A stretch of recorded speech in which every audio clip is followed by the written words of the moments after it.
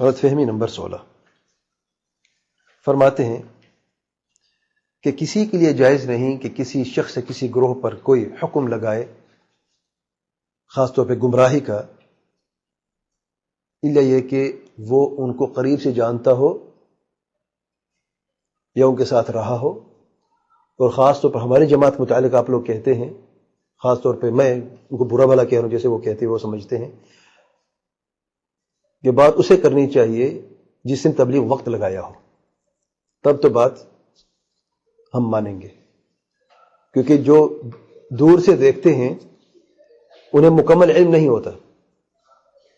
آپ پہلے ہمارے ساتھ چلیں، ہمارے طریقے کو دیکھیں، پھر آپ بات کریں۔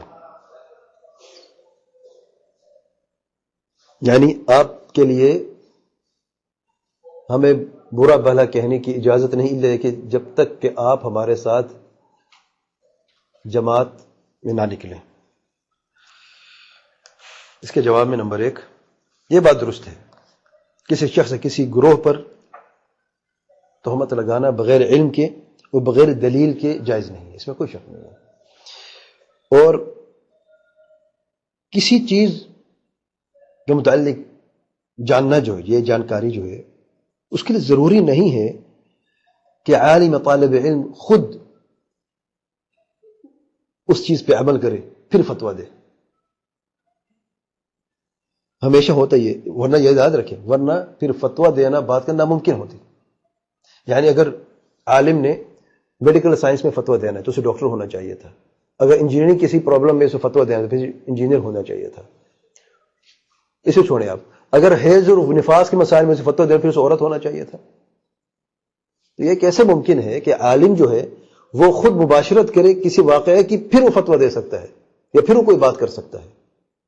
یہ بات درست نہیں ہے۔ ہوتا کیا ہے ہمیشہ کہ عالم یا طالب علم کو یا مفتی کو واقعہ بیان کیا جاتا ہے کہ یوں یوں یوں ہوا، اور ثقہ شخص جو ہے جس کے دین اور جس کی ثقافت معروف ہو، جو عالم جانتے ہیں اس کے بارے میں کہ یہ شخص متقی پرہیزگار سچ بولتا ہے، اس کی بات سنتا ہے عالم، اور اس وقوع کو پورے واقعہ کو سننے کے بعد پھر قرآن اور سنت اور سلف صالحین کی روشنی کی بنیاد پر وہ اپنا جواب دیتا ہے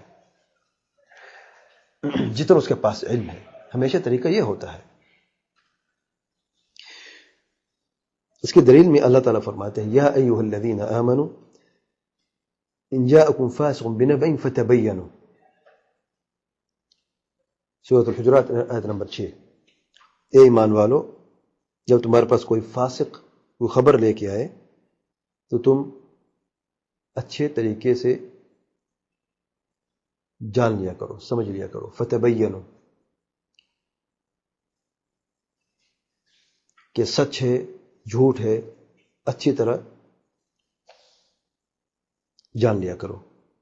اس کا مطلب یہ ہوا کہ اگر ثقہ تمہارے پاس کوئی خبر لے کے تو مان لو کہ نہیں، مان لو، تصدیق کرو۔ اسے کہتے ہیں مفہوم۔ منطوق یہ ہے آیت کا، یہ مفہوم ہے آیت کا۔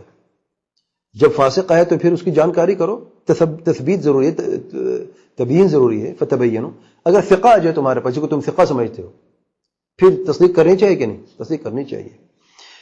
اور میں تو تبلیغ کے ساتھ صرف 200 روزے لگائے تھے، آپ کی بات درست ہے، میں اس لائق نہیں ہوں کہ میں زیادہ بات کروں جماعت تبلیغ کے متعلق، لیکن جو میں نے جانا ہے، جو میں نے آپ کی کتابوں سے علم حاصل کیا ہے، جو میں نے حوالے پیش کیے ہیں، وہ میرے اپنی جیب سے نکلے ہوئے نہیں ہیں، وہ آپ کی اپنی کتابیں ہیں۔ آگے میں کچھ بیان کروں گا، کچھ پہلے بھی بیان کر چکا ہوں غلطیوں میں جب میں نے قصور کی بات کی تھی۔ لیکن آپ مجھے یہ بتائیں،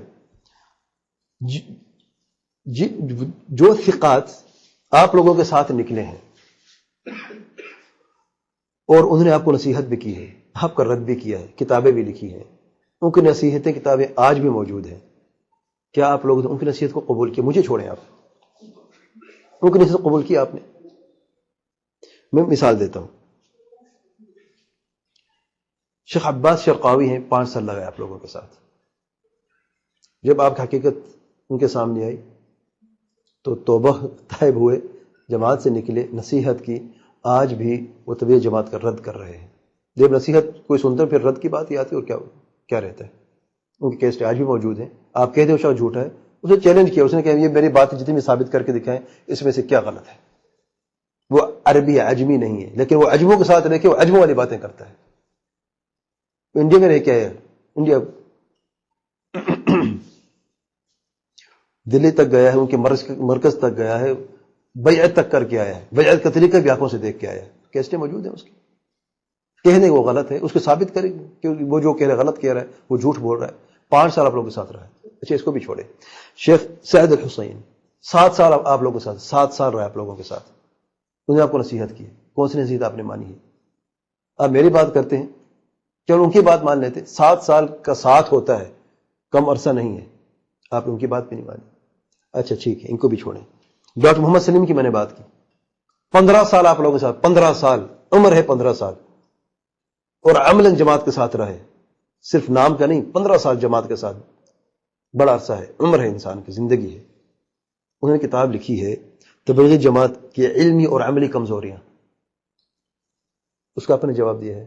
ان کی نصیحت آپ نے سنی ہے. بڑے پیارے انداز میں وہ نصیحت کر رہے ہیں. اپنی ان کمزوریوں کو دور کر لیں، اللہ کے لیے دور کریں. آپ نے تو کبھی کمزوری مانی نہیں ہے. تو دیکھیں جب تک انسان کو اپنی غلطی کا احساس نہیں ہوتا، اس میں تبدیلی ناممکن ہے. تبدیلی کا سب سے پہلا سٹیپ ہے، سب سے پہلا قدم ہے ندامت اور غلطی کا احساس. غلطی سب سے ہوتی ہے، غلطی ہم سے بھی ہوتی ہے، ہمارے علماء سے بھی ہوتی ہے. ہم معصوم تھوڑی ہیں. لیکن کب تک غلطی ہوتی رہے گی؟ اور بات میں یہ نہیں کہہ رہا کہ عام سے مسئلہ ہے، بھائی چھوٹا سا مسئلہ ہے یا عام سی بات ہے، اسے درگزر کی جا سکتی. بات عقید منہج کی ہو رہی ہے. یہ عقائد ہیں.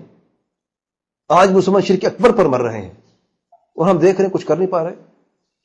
وہ بھی تو یہی کچھ کہتے ہیں نا. یہ کون سی بات ہے پھر؟ تو 15 سال آپ لوگوں کے ساتھ رہے. آپ کی کمزوریاں گن گن کے 1 2 3 آپ کی کمزوریاں سامنے رکھی ہیں. آپ نے ان کا بھی کوئی جواب نہیں دیا. تو اللہ کے لیے اپنے حال پہ تھوڑا سا رحم کریں اور تھوڑا سا دیکھیں کہاں کہاں پر کمزوری ہے، کون کون سی غلطی ہم سے ہو رہی ہے، ان کو دور کر دیں. بس یہ دعوت غور و فکر ہے. ہم یہاں پر کسی پر تہمت نہیں لگا رہے، کسی پر کیچڑ نہیں اچھال رہے. اللہ کے لیے اپنے اندر جو بھی تھوڑی سی خامیاں ہیں، آپ سمجھتے ہیں کہ واقعی اس کو تبدیل کرنا ہے، آپ جائیں اپنے اکابرین کی طرف. آپ نہیں کر سکتے، میں بھی نہیں کر سکتا، آپ بھی نہیں کر سکتے. اکابرین کر سکتے ہیں آپ لوگوں کے. ان کے پاس جائیں، ان کو کہیں بھی یہ کیا ہو رہا ہے. کب تک ہمیں لوگ برا بھلا، جیسا کہتے ہیں برا بھلا کہتے ہیں، کب تک ہمیں لوگ کہتے رہیں گے؟ آخر غلطی کب تک ہم کرتے رہیں گے؟ تو اس لیے میری گزارش نظر ثانی کیجیے اور حق کو اپنائیے.